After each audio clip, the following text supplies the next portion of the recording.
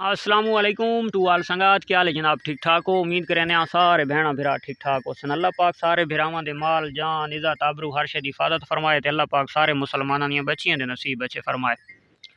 आज मारका सवेरे माशाल्लाह आप आज छोड़ियन भेदां ते मैं आखे 10 मिनट आप भेदन देवां काफ़ी अरसे तू बाद। ते मैं सफेदे दी निक्की जी छां है जेड़ी दे तले साए तले बैठा ते जानवर अलहमदुलिल्लाह गरेजन करें बदन। अच्छा जनाब, हुण मौसम चलदा पिया है, असू लग गया है, यानी कि बदरू ते असू। अगर अंग्रेजी वाले महीना वाले पास वञा तो असां ज़्यादातर सावण हाड़ बदरू असू यानी कि इन्हां चीज़ां दी सानू ज़्यादा समझ आती है लोकल लोगों नूं। और जेडे शहरी शहर वाले होने वो मार्च अप्रैल ये वो जेडे होने इन्हां दे इंग्लिश ना वो सानू पूरे आंदे नहीं। तो यानी कि वो वैसे एक गिनती दे विच 8वां महीना ते 7वां महीना ते 9वां महीना, खास कर जिस टाइम 9वां महीना शुरू थींदा है लगता है तो उस टाइम रात दे विच ओस ज़्यादा पौंदी है और दिन नूं गर्मी की तपश बहुत ज़्यादा होंदी है, यानी कि सूरज की हीट भी ज़्यादा होंदी है। और रात के टाइम अगर थोड़ी जी हवा चल पवे तो बंदा उत्ते कपड़ा पा के ते समझदा है, वरना सकून नहीं आता मंजे तो। ठीक हो गया। अच्छा, इस मौसम दे विच चाहे कोई बकरी पाले तो चाहे कोई भेड़ पाले, इस मौसम दे विच जानवरां दा मौसम थी वैंदा जिसम कच्चा। तो इस मौसम दे विच एक बीमारी आती है, एक वायरस आती है, उसनूं असां आखदे हां बई यार इसका ना पित्ते का मसला बन गया। अच्छा, पित्ते की एक ऐसी बीमारी है कि जिहड़ी जानवर नूं बहुत जल्द एक्सपायर कर देंदी है। यानी कि जिस टाइम तुहानूं शो थी सी बीमारी तो उस टाइम तक यानी कि वो जानवर नूं तकरीबन काफ़ी हद तक कमज़ोर कर घिंदी है और बहुत जल्द जानवर नूं एक्सपायर कर सकेंदी है, जिहड़ी है पित्ते की बीमारी। अच्छा, सब तो पहले जिहड़ा असल शुरुआत कित्थों थींदी है, तो शुरुआत थींदी है बुखार तो। इन्हां नूं निक्का निक्का बुखार थी सी, समझण वाले होसन वो परख वैसन। बकरी थोड़ा जियां ज़्यादा शो करा वेंदी है जल्दी, और भेड़ ये चीज़ शो नहीं करवेंदी, क्योंकि इस मौसम के त्रेड़ पौंदी है। एक तो दिन नूं गर्मी होंदी है, जानवर चारा बेतहाशा होंदा है, उस दे बावजूद भी जानवर रूह दे नाल नहीं खांदा, दिल दे नाल मुहब्बत दे नाल नहीं खांदा। जियां एक बाहर दे विच जानवर रहांदा है, जिस टाइम कुरेह होंदी है, समझो इतने चारे की जिस टाइम किल्लत होंदी है तो उस टाइम जानवर ज़्यादा शौक दे नाल खांदा है। तो इस मौसम दे विच हर टिब्बे शिब्बे तो इत्थे हुण कोई पानी तो नहीं आंदा, उस दे बावजूद भी ये बखड़ा वगैरह ये लुद्धोड़ ये जियां यानी कि चारे वगैरह काफ़ी तादाद दे थी वैन ते जानवर उस दे बावजूद भी ज़्यादा शौक दे नाल रूह दे नाल मुहब्बत दे नाल नहीं खांदा। अच्छा, हल्का वो रूह दे नाल नहीं पिया खांदा होंदा। वैसे अगर यानी कि कुरेह दे मौसम यानी कि सर्दियों के अगर जानवर नूं थोड़ा जिहा उन्नी भी थी वे तो फार्मर नूं पहचान या डॉक्टर नूं पहचान थी वेंदी है कि यार मेरे जानवर दे कोई मसला है। इस मौसम दे थोड़ी बहुत थी वने तो बंदा इह याद है कि यार बदरू दे विच या आसू दे विच ये त्रेड़ दा मौसम है, तो इस वजह तो ये जानवर रूह दे नाल नहीं खांदा पियांदा। लेकिन अंदर ही अंदर उन्होंने हल्का हल्का बुखार होंदा है, तो बुखार का बस इं बहाना बनता है। असल मसला उन्होंने वंज बनता है पित्ते वाला। ये जनाब असां हुण एहतियाती तदबीर अपने दोस्तों नूं शेयर करने वास्ते तैयार हाँ, जिहड़ी दा असां राती प्रैक्टिकल कीता है तकरीबन राती 10 बजे। जनाब यकदम एक्सपायर थी सी, चरदा खांदा फींदा। उस तो बाद पहले नंबर ते वो असां उगाली आदे हैं, तो जेडे दोस्त उगाली नहीं समझे चगाली समझे, तो जानवर चगाली बंद कर दे सी, इं मायूस हो के बह वैसी, तो वह समझ गिनना है वह मसला पित्ते का है। अच्छा, ये जो मसला है ये जो तिल्ली जिले जानवर नूं थींदी, जो जानवर का फिफर होंदा है, जियां एक छोटे बच्चों नूं दधरी जी थींदी है चेहरे दे उत्ते, ते उसनूं बाद दे विच चंबल भी आखा वैंदा है। थोड़ी पुरानी थी वने तो वह ज़्यादा खिंड वैंदी है तो उन्होंने लोग चंबल ही आखण लग वैंदे, लेकिन आगाज़ वह दधरी दा होंदा है। तो वह जानवर में जदा ज़िबा करे सो तो जो फिफर जियां होसी तो उस दे ना इं वह दधरी जी बनी हुई होसी, इं तुहानूं फुटके फुटके महसूस थी सन। तो वह दूसरी अलामत हो वैंदी है फिफरी वाली, ब जानवर नूं फिफरी हो गई है। ठीक हो गया। असल जी चीज़ है तो वह है पित्ता। पित्ता की जी एक थैली होंदी है, उहदे विच एक ब्राउन कलर का यानी कि पीले जे रंग का अमवात आउंदा है, ते वो थोड़ी जाली कमज़ोर हो गई, जानवर थोड़ा डाउन हो गया, जाली होर कमज़ोर हो गई, तो जानवर समझो खावना पीवना छोड़ दे तो मरण ते आ वड़दा है। तो इस दे विच होर अलामत भी थी वैंदी है, यानी कि वड्डा पेशाब भी बंद हो सकता है।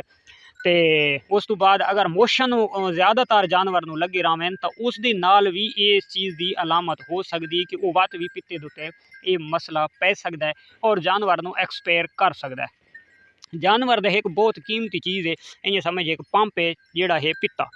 अच्छा, उसकी एहतियाती तदबीर जी है तो वह हुण मैं अपने दोस्तों शो करना। ये भेड़ जी सामने आती पई है, ये भेड़ कल सुबह फर्स्ट टाइम ठीक, सैकेंड टाइम इस जनाब चारा बंद किया है, बिल्कुल सैकेंड टाइम ठीक हो गया।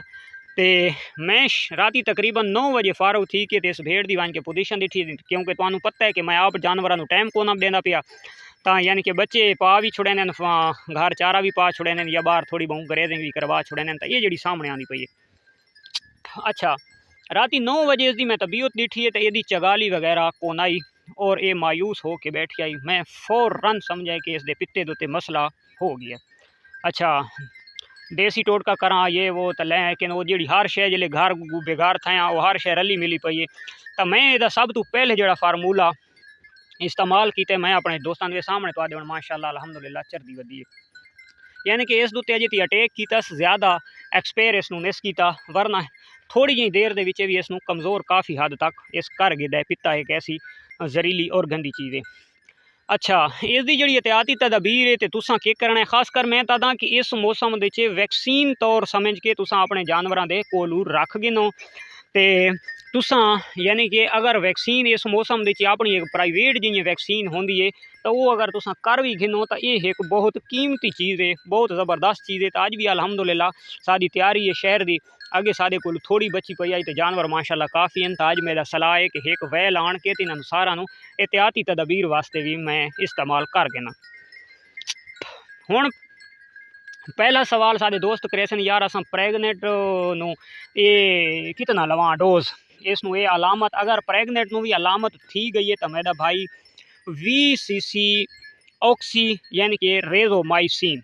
अच्छा, इस फार्मूले काफ़ी सारे न, एक इस एक्स ऑक्सी एल ए भी आँदी है, एक रेजोमाइसिन भी है, तो एक होर है वह मैनू वो डबल फार्मूले की आखी वहदी है। तो वो सिर्फ जड़ा ना थोड़ा जिहा पैसे फालतू गिनने वास्ते मेडिकल स्टोर वाले तुहानू आदन फार्मूला ठीक है डबल है, लेकिन सानू रिजल्ट चाहिए, रिजल्ट रेजोमाइसिन अच्छा दे वहदी है। तुसां 2 वैलां गिननियां, एक गिननी है रेजोमाइसिन दी ते एक गिननी है तुसां एवल दी। ये याद दे नाल सुन गिना, इतने तुहाडे मैसेज आने जब तक मैं व्हाट्सअप दे उत्ते वंज के तुहानू रिप्लाई करदा कम दे फस होए उन्हां दे तब तक तुसां अपना जानवर एक्सपायर कर बांधे हो। तो वीडियो दे उत्ते तुसां दिल ला के सुन के करो, मैं कोई यानी कि अलहदा जबान ना बोलदा पई, पाकिस्तान दी बहुत बड़े एक सूबे की जबान है सरेकी जी दी मैं विच लैंग्वेज दे विच तुहाडे नाल गल करना। तो तुसां जनाब जेडे जानवर नूं ये मसला बन वने तो वध तुसां उहदे प्रैगनेंट का ख्याल नहीं करना, तुसां उसदी अपनी जान का ख्याल करना है। 20 cc तुसां ऑक्सी भरना है रेजोमाइसिन, 10 cc उसे दे विच तुसां उसे सिरिंज दे विच तुसां मिक्स करना है एवल, उसनूं हला के ते तुसां जानवर दी गर्दन दे विच गोश्त दे विच यानी कि तुसां ला देना है जेड़े जानवर नूं ये मसला थिया पिया होवे। हुण आवड़दे आं वैक्सीन वाले पासे कि यार अगर असां एहतियाती तदबीर वास्ते असां एक प्राइवेट और सस्ती जी नॉर्मल जी अगर वैक्सीन करां तो असां भाई केड़ी करां। तो वध तुसां के करना है कि यह रेजोमाइसिन गिननी है, ठीक हो गया, तो एवल गिननी है, ठीक है। रेजोमाइसिन तो एवल तुसां जनाब मिक्स करनी है, डोज तुसां बड़ा गिननी है कि तुसां वत रेजोमाइसिन तुसां पावनी है 5 cc। 5 cc दे विच वो अगर 25 cc 20 cc आई तो वो 10 लाई ने तो वह कितना बना एवल कितनी बनी। तो तुसां यानी कि 5 cc रेजोमाइसिन वो 2 cc भी रला दो तो एवल इं समझ ज़्यादा मिकदार दे विच ठीक है, वो बिल्कुल फिट है। तो 6-7 cc टोटल बन सी डोज, 5 cc रेजोमाइसिन ऑक्सी और 2 cc तुसां उसदे विच एवल रला के हिक्के सिरिंज दे विच तुसां जानवर नूं गर्दन दे गोश्त दे विच ला देवनी है। तो ये तुहाडी यानी कि पित्ते दे वास्ते खासकर मोशन छोटे मोटे लगे हुए ना, जानवर के अंदर थोड़ा बहुत बुखार है तो यानी कि ये एक एंटीबायोटिक वैक्सीन है और ख़ासकर पित्ते वास्ते तो ये सोना है, बहुत कीमती चीज़ है। तो ये तुसां ला देवना है। और लावना किस टाइम है, जानवर खादा पीता होवे, रजा होवे, पेट भर के शाम के टाइम तुसां यानी कि उतू जिस टाइम ठंड पै वने उस टाइम तुसां जानवर नूं ये वैक्सीन कर देवनी है। ये नहीं जो मैं गर्मी ते चरंदा वदा ते थाई जनाब ना पानी पीता हो ना पूरा पेट भरे ते थाई गर्मी दे ला देवां तो लाजमी गल है गर्म वैक्सीन होंदी है तो जानवर नूं तंग करेंदी है। तो उस तो बेहतर है कि तुसां ठंडे टाइम लाओ, शाम टाइम लाओ, जिस टाइम तुहाडा जानवर खा पी के बिल्कुल ओके बैठा होवे।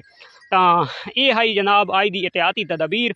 और इस चीज़ नूं तुसां फॉलो करना, ये चीज़ां लिख गिननियां, ये बिल्कुल प्रैक्टिकल थी होए। तो इंशाअल्लाह जेड़े दोस्त इस फार्मूले नूं इस्तेमाल करे सन तो इंशाअल्लाह दुआवां दे लाजमी याद रखे सन। तो मिलते हैं इंशाअल्लाह नेक्स्ट वीडियो, तब तक देसो इजाज़त, अल्लाह हाफिज़।